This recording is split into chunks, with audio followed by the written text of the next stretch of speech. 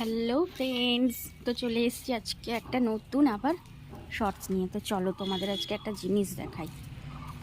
দেখেছো চারিদিকে একদম ঝলমল করে রোদ উঠেছে।